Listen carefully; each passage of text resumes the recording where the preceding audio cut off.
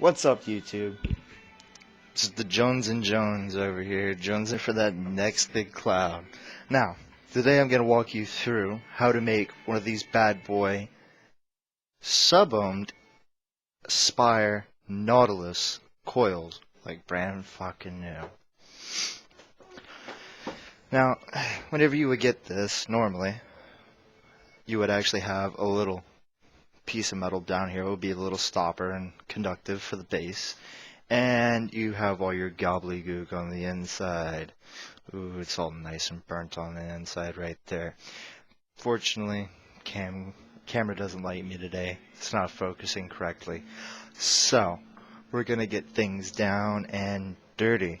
I already have one built in here. It's a little burnt, the cotton inside of it, just because I put a 50-50 PG VG mix in it. So, what we're going to do is we're going to re-wick that because the coil is already there.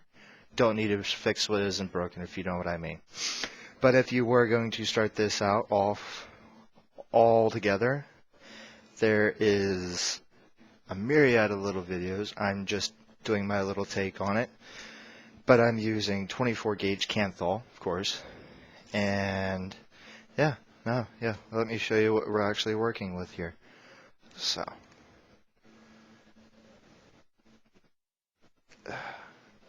now I always use 100% VG, at least so far, for my sub-ohm builds. Let me go get a bit of paper towel.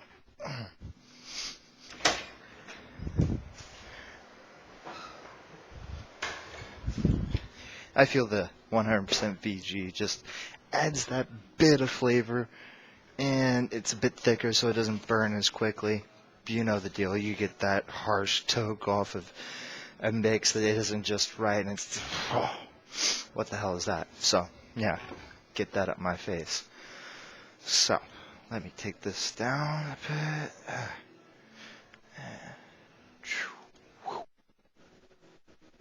And by fun, I mean complicated. Now, whenever you would get one of these things, like I said, you would have your little end right here. This just comes off like so. And then your little O-ring. Make sure you save these pieces because we are not throwing them away. We are not modifying anything but the coil itself.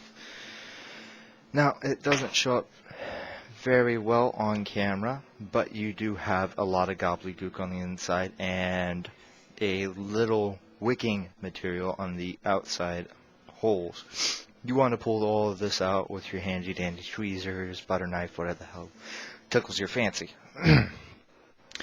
But for this purpose, for the sole purpose of this today, I have misplaced my tweezers. There you are. We will just be re-wicking this coil.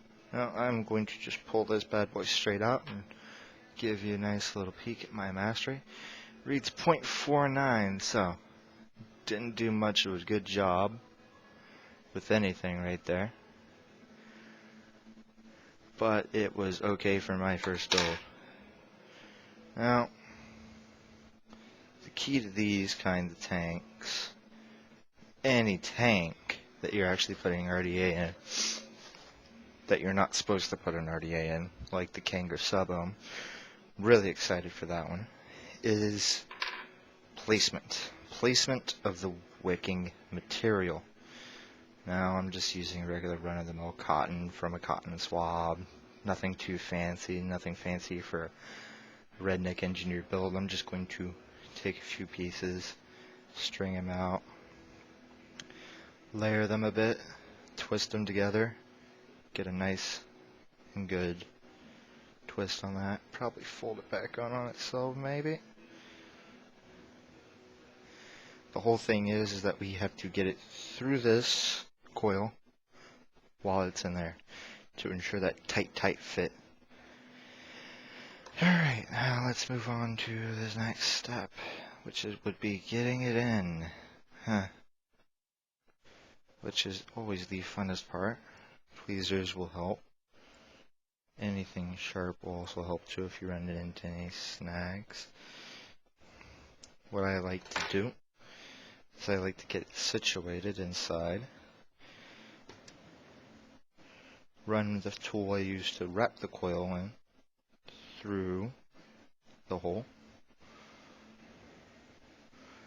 Just like so. Then I will take my little rubber stopper. I will take one of them, put them on the outside, one of the wires, one of the leads, that is, one on the outside, one on the inside. Then I will take my little metal stopper and I will keep that on the outside of that stopper because sometimes it doesn't always contact, you'll get a short, it won't work properly, yada yada yada, the list goes on. But once you have that set up, it should be nice and fine. Probably just needs to be pressed up.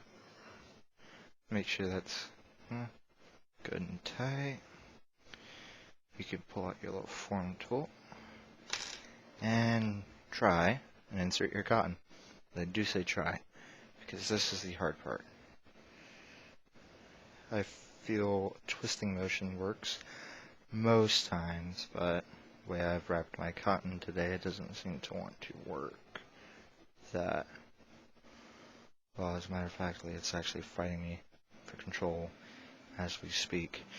But once you get the tiniest little bit on the other end, you can pull it through with your fingernails, tweezers, whatever it be, until you get a nice little poofy ball at the end. Trim off the fat, just like so. You don't want to trim it too close and you don't want to trim it too far. I found that's the secret, more or less, because once these wicks actually do fill up and all that, they'll flare out, and that'll be the only thing keeping you from a gurgling vape. And we're just going to trim the other side just ever so slightly so we have a few split ends. That's the only time you want split ends, ladies. After that, looks like we're all set to go. Now, before I actually like to soak my coil, I've learned this the hard way.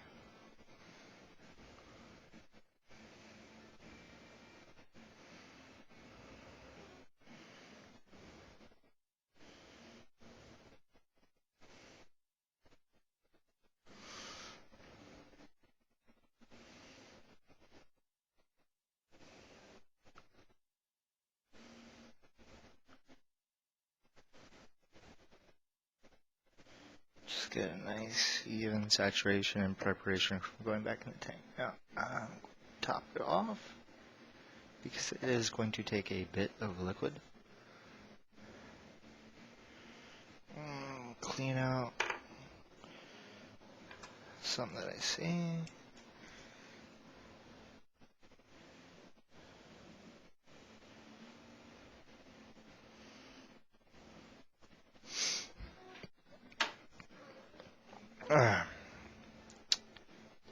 Now we will put in the coil into the bottom of the tank. It's one thing I've actually figured out with this one. You can get a check atomizer light, so to speak. If you don't have that one, it's fairly secure. And just squaring it on. Now I am using the Aspire straight battery mod, CF mod. Great little mod, simplistic. It's like a really large ego stick because you have 3, 4, 5, bam. And it's got voltage protection, which I like, really do. Now that bullshit. Now what we're gonna do is we're gonna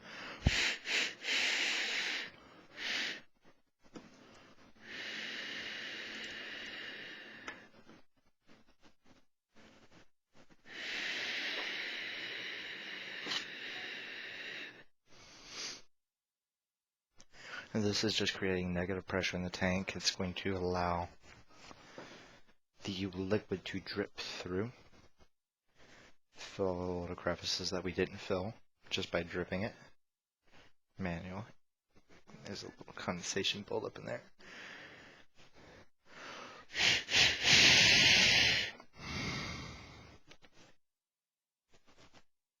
More than a little condensation buildup. But nothing's leaking yet, so that's a good sign. It's all still purple from that PG mix I dripped on it earlier.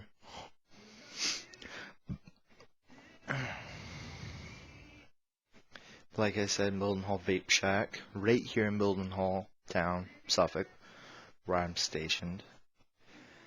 Friendly people, small little shop, so it's easy to smoke out. But that doesn't deter me. Great people, great service, great products, no clones. Pride themselves on that.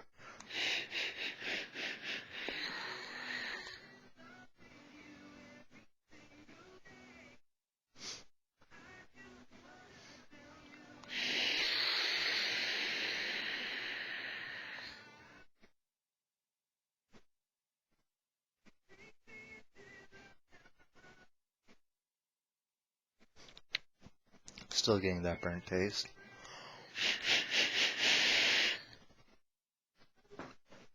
You turn on my fan. So smoke alarms. Apologize for the extra noise, but it does get foggy in here. This just helps alleviate that.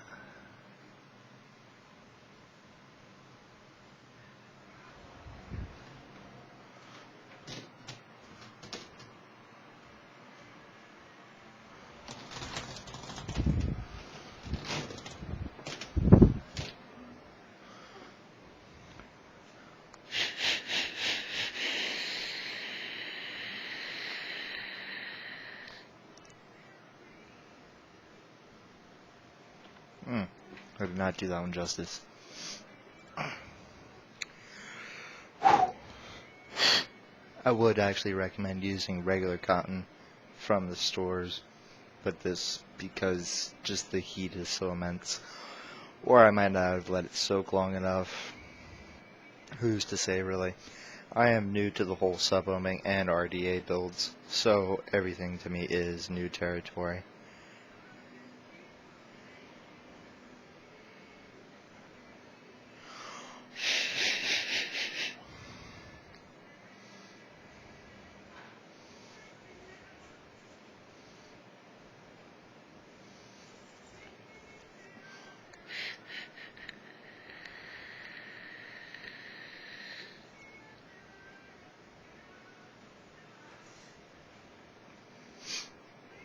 I'd say that's pretty decent for being jerry-rigged, rednecked, whatever you like to call it.